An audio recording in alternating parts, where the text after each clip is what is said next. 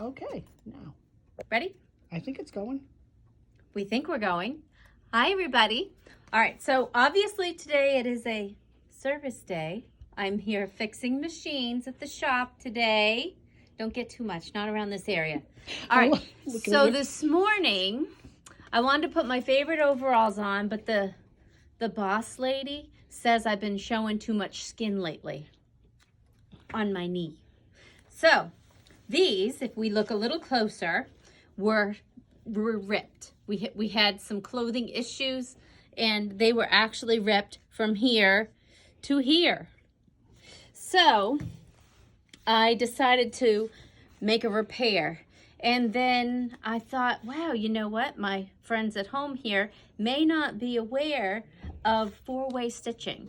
So four-way stitching is one of my favorite things in the whole wide world. And I wanted to share that with you guys. So on this machine, we're going to hit sewing. This is the Epic 995Q. And I'm going to go across my menu to this little part right here. So that is that is my four-way stitching. So it's going to tell me what I have selected for a fabric, what I have for a needle, and all that fun stuff. So what four-way stitching will actually allow me to do is sew in 4 different directions. So I took a pair of pants that we'll pretend they're long pants, but they're short pants, but you'll get the point. So I ripped these. And if I had accidentally ripped them, what I would do is I would turn them inside out, and I'll put them here on the table. And I cut a piece of sticky stabilizer. This stabilizer is a wash away. So once I was done with my repair and I put them through the laundry, I have to take my glasses off so I can see, I would be able to put these through the wash and that stabilizer would disappear. But the thing I really like about it is that it's going to hold my fabrics together while I sew. So I'm going to peel off the paper. Takes a village, people. And I'm going to bridge my gap here. I'm going to make it lay all nice. I don't want any bumps, but it is a rip. So then I'm going to take my stabilizer and I'm just going to place it over the top. And the nice thing about this, it's repositionable. So when I flip it right side out, and if I find that I have any problems, I can fix them. But it actually looks pretty good. So there's my rip. It's a big long rip here. So I can come over to my machine and take the free arm off. And I have this big long throat. So even with these pants that were full length, I can take them over here. And I can just funnel them over. So anything that will fit over this little free arm, I can stick over this piece. So you might have trouble if you had little kid pants or something like that, but most adult size things are going to slide right over there.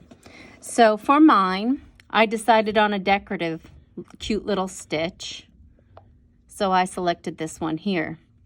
Now if you look at the direction, that little dot is my start point. And this indicates the direction that the machine is going to feed and sew, right? So if I hit my reverse button, it's going to change the direction. If I hit it again, it's going to go a third way. If I hit it again, it's going to go reverse, kind of, that direction. So I'm going to use my little foot pedal to do it. If I didn't have a programmable foot pedal, I would hit the reverse, which is here. Sorry, I'm quick sometimes. Sometimes not so much. That's okay. So if I hit the reverse button, it does the same thing. So I'm hitting the reverse. It's changing the direction that I'm sewing in. So here I am. I chose to use a contrasting color so you guys can see how it sews it together. But if I were actually trying to make a repair, I'd get close. So here I go. Have it set to sew in that direction. So I'm going to tap my pedal, put my foot down, and I'm just going to go.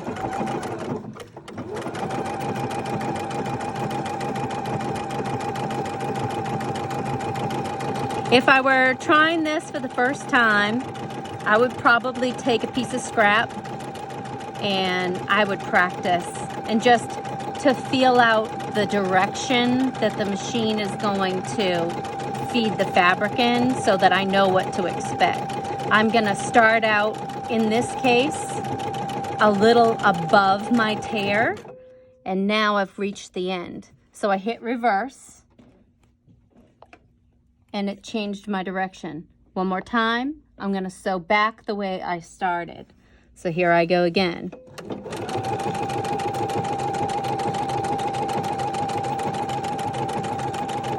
I'm not going to fight with the machine. I am only here to make sure that I cover my hole. It's feeding really all by itself as it sews down the length of the tear. I'd go over it a few times. As I come to the end, I'm going to do it again, but I'll do it over this way this time. So here I go. I'm going to hit it again, and hitting the reverse changes the direction. One more time, I want to go back that way. Here I go. So I went above my tear. Partially above, partially below the second time. Now I'm kind of going right down the middle. So what that's going to do is reinforce the weave of the fabric and bridge the gap. I really kind of like how it looks with the contrasting fabric. If I was going to actually wear these, I might do it this way anyway. So I come to the end. And if I was satisfied that I felt as though my tear was repaired and I'm good, I'm going to hit stop. I'm going to hit go and let it finish. Then I'm going to hit cut. It's going to cut my thread and take it to the back. Oops. Hey, no crazy here. Okay, so here I go. So my tear is completely healed. And if I turn to the back, you'll see the inside.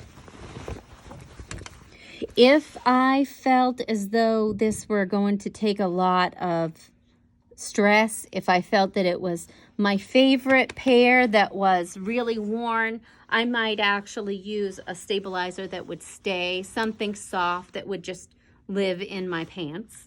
Wow, that's an interesting thought. Wait a minute, I didn't say that. Edit.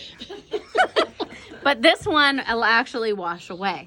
So the other thing I wanted to show you guys is the thing I'm sitting on. No, I didn't want to show you what I'm sitting on. But if this were a bag, so this is one of the other things I use this type of stitching for. So say I had a patch that I wanted to put on a school bag, if I wanted to put somebody's name or just a cute decorative patch, or on a any bag that I wanted to put a label or something pretty on, I could do that with this. I'm gonna unthread my machine because I don't want to mess up this pretty thing. But if I change to a regular stitch and I do it this way, right? I'm gonna just let it think it's sewing. I'm gonna change to the direction. So now it's gonna stitch towards myself. I'm going to change the fabric because I was on a heavier fabric. This is a light fabric, so we're going to change that. All right, so here I go. Say I was just threading or stitching. It moved. Stop it. It's going to sew towards me. So pretend we had a patch here, and now I reached the end. I change the direction of the stitches. Now I'm going to sew this way. And I'm going to do it again. So now I didn't have to take apart the leg of my pants. If it were a bag, I wouldn't have to change and try and make this so I didn't sew the front and my bag, back of my bag together. Haven't we all done that at least 5 or 6 times? So now I can put that square label or whatever on my thing without having to worry about any of that. It does it all through 4-way stitching. So I guess that's it. Keep stitching. Bye.